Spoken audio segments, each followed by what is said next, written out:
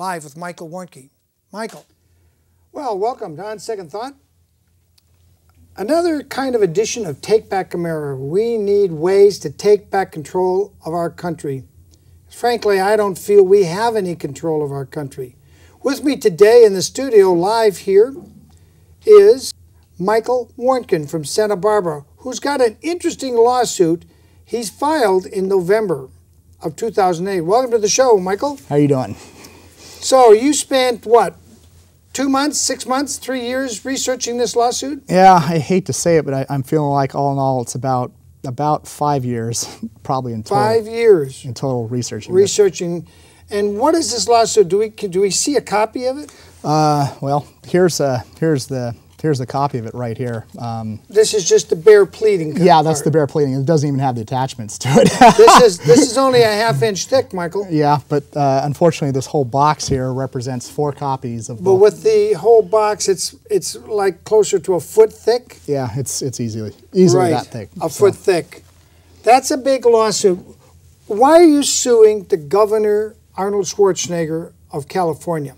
Well, it kind of goes back to Old English common law, where when you wanted to get apportionment put together properly, you sued the king, because technically he's the one who issued writs of election, and from that determined proper representation.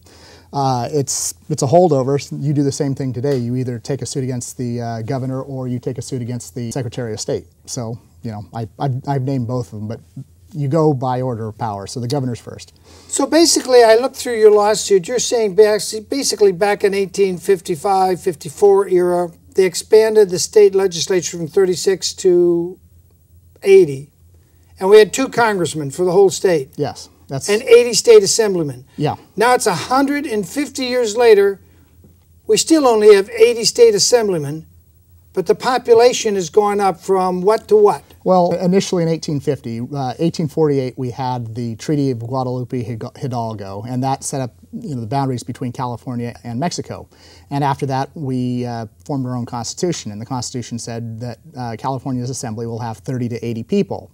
In 1850, we had the first apportionment of the assembly, which was roughly 36 people. And then in 1852, they moved to 63, and then to 1854, they went to 80. And the population was about 200,000. 200,000 for the entire state of California. That's not even half of Santa Barbara County today. That's correct, yes. And we had 2 Congress critters then. Two U.S. House members and 2 senators, and we had 80 assembly members. 80 assembly. Now it's a century and a half later. Yes. We've got 53 congressmen, soon probably to be 55 or more. Yeah, that looks to be the trend. And we still have only have 80 assemblymen. So could one conclude that we are grossly underrepresented in the lower house of California's state assembly? That's a fair statement. When you just look at it as... How gross is the underrepresentation? Well, when you look at a state-to-state basis, the second worst state is Texas, and they've got 1 rep for every 150,000 people. We have 1 rep for every 475,000 people. So we're 3 times worse than the second worst. Wow. That's a big difference.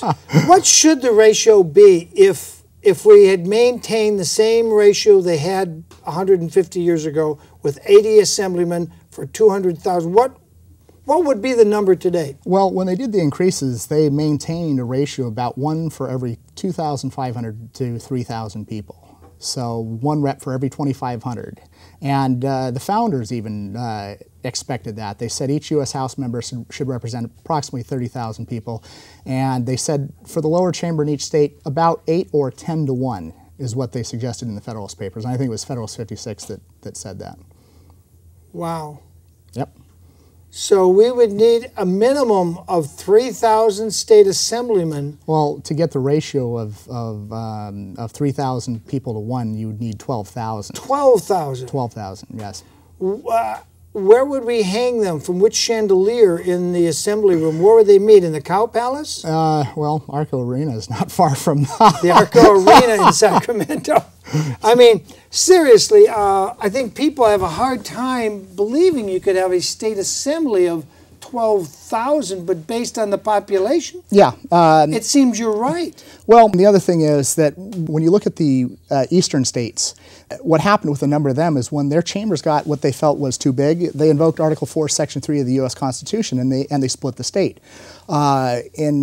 In 1812, That was which state? numerous states, Virginia and West Virginia, they split.